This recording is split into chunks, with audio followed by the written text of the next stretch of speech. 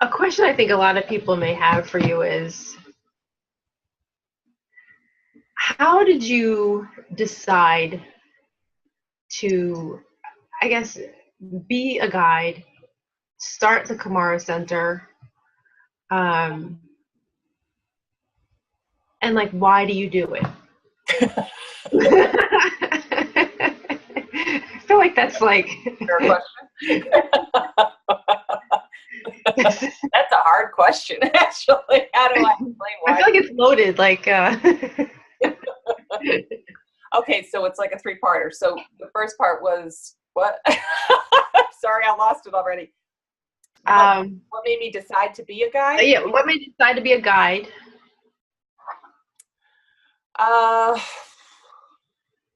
It didn't feel like a decision. I will say that. Really? No, not the way it came in. It was a calling.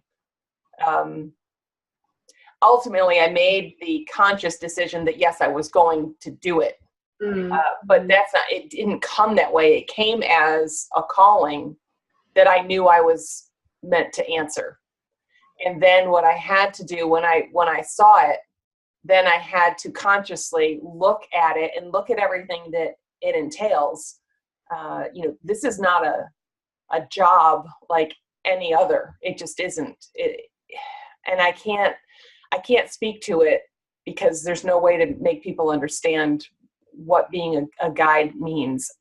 But I will say that there is an awful lot of responsibility that is placed on the shoulders of the guide. And that's something that the one who's going to answer that call has to determine for themselves if they're willing to carry that level of responsibility for the people that they work with. And it has to be a very conscious and thoughtful decision. So no, I didn't decide to be a guide. I knew it was time for me to step into that role. And then at that point, I had to make the definitive, yes, I will move forward with this, because of course I had free will, from a very conscious place. Nothing made the decision for me. I saw it. I had to see all the components and then decide at that point, am I willing to take this on? And then I decided to do so. So for the Kumara Center, that was the same thing. When that came for me, that was before I ever did my own individual work. That came in as a vision in 98. And it was like given to me, here's this thing that you are supposed to do. And I didn't understand it. And I thought it was very cool. Of course, at that time, I thought what I'd be doing was just running like a retreat center. And I had all the kind of experience and the ability to run something like that. That wasn't the issue at all. I had no clue I was meant to be a teacher. So that kind of just came, and then it sat latent for a long time while I raised my children. And then when it came back up again, I was just at the very, very, very beginning stages of my, it came back again for me before I had my Kundalini awakening and before I started, my conscious path in earnest, and met my guide. But then even when it came back up again, I knew that it wasn't a coincidence that this time had elapsed. And now here I was again looking at this, oh my gosh, I'm supposed to have this thing. Mm-hmm. And then I started doing my personal work, and then it was I don't know, maybe I'm trying to think of the timing of it, 2 years after that was when I stepped into my role as guide. And then I knew that it was time for me to actually start it. Even if we didn't have land or anything like that, it was time for me to kind of manifest, inform the actual center energetically. Okay. And then part 3 was, why do you do it? Why do I do it? Yeah. I can't imagine not doing it.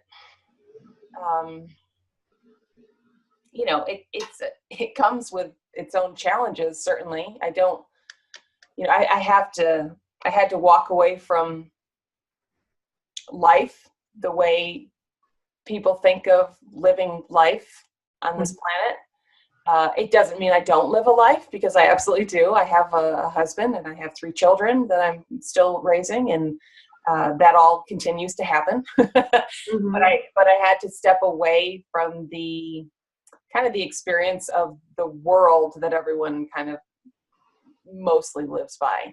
And I had to do that very consciously. So I do it because anyone out there who is any kind of a teacher understands the innate joy that teaching brings. It can be incredibly challenging, but in those moments where you see that light turn on in your student, it doesn't matter that you don't make much money, and it doesn't matter that you put in long hours. It's like, it's all worth it in that moment. Same thing as being a parent and watching something that you've taught your child, and then they get it, and it's like this beautiful transference of knowledge or understanding, and it's like, oh, it's so beautiful.